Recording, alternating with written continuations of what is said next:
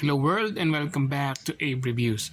So, bumili tayo ng lithium battery which is rechargeable and nandito sa loob. Sara, buksan natin siya. So, ito siya guys, naka-bubble wrap sa loob ng box and let's open this one and check kung anong itsura niya. So, I bought this one since meron akong mouse na gumagamit ng double A battery. So instead na gagamit akong disposable, so baka mas okay tong rechargeable. So remove na natin yung kanyang bubble wrap and may kasama siyang free na case. So this one is a case. Ayan, kung saan nyo pwede ilagay yung battery.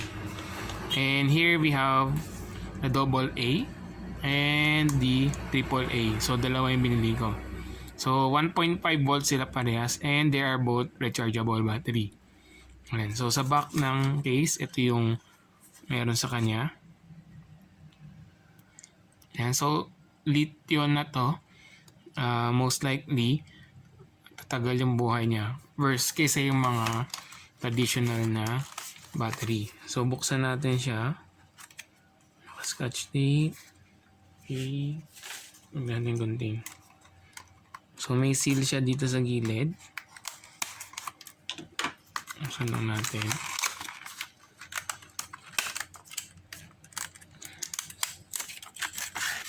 So here you have the AAA. Ayan. So may kasama na siyang type C charging cable. So tanggalin nga natin. Ayan. So USB A. Ayan, yung typical USB natin. Then splitted siya into two USB type C. Ayan. So pwede mong i-charge ng sabay yung battery. So that's good, no? Then this is your battery. Ito yung tsura niya. Ayan. So nasa side yung kanyang charging interface. Ayan, no? So type C siya. And then this is your typical AAA battery. So lagyan natin sa casing. And then buksan din natin yung double A.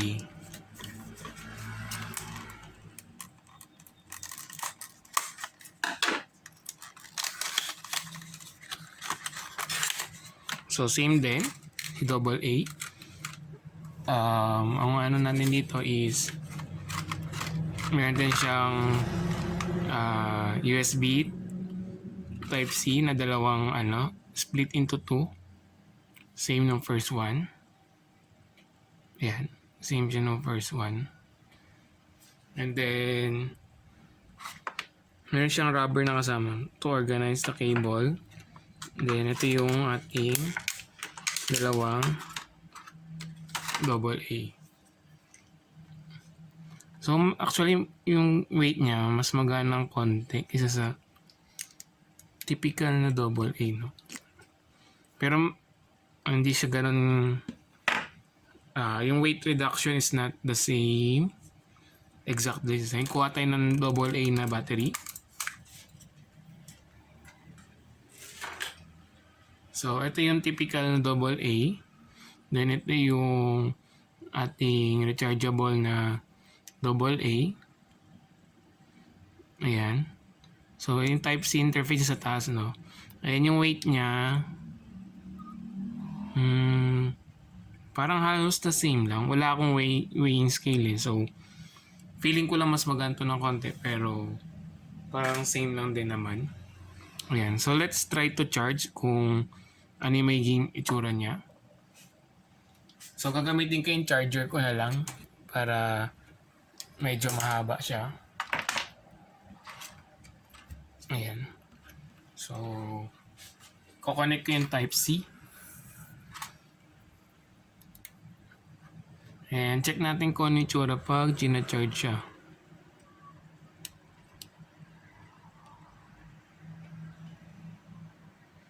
So umiilaw siya dito ng color red, no? Meaning hindi pa siguro fully charged. And I'll check the box, no, kung may nakalagay.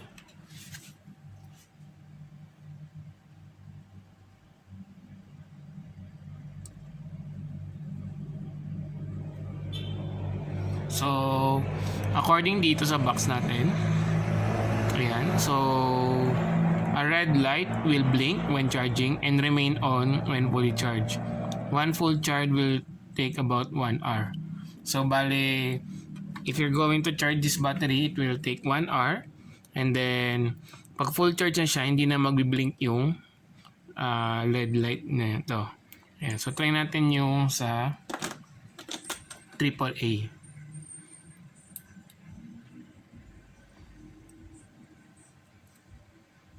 Hindi masyado aligned yung charging port niya.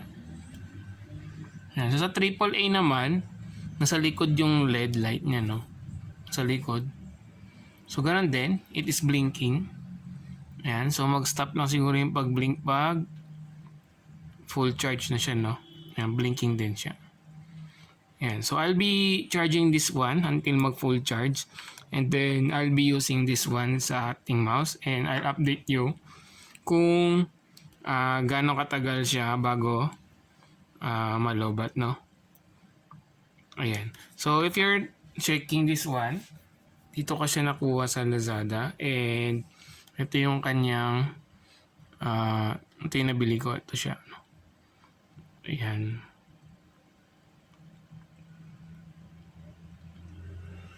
Ayan, bili ko both AA and AAA.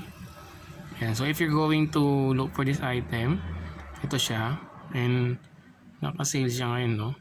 And I think this is a good product since lithium, ano natin siya? Lithium ion, which is yung most of the cellphone. Ito na yung ginagamit na kind of battery. Yung lithium ion yung technology. Ayan. So, I think that's all for this review, and I'll be creating an update if ever this product, how long it lasts, no? And kung goods ba siya. So, ayan. Thank you for watching, guys, and I hope if you're going to buy this product, nakatulong tong video na to. Please like and subscribe so that for my next review video. Again, thank you guys. Ayun, so ito siya guys, no? Pag full charge na, hindi na siya nagbi-blink. Ayan, diretso na siyang ganyan. And then pag charging pa, ayan, blinking pa siya. Ayan, so ayun siya guys, no? Pag in charging.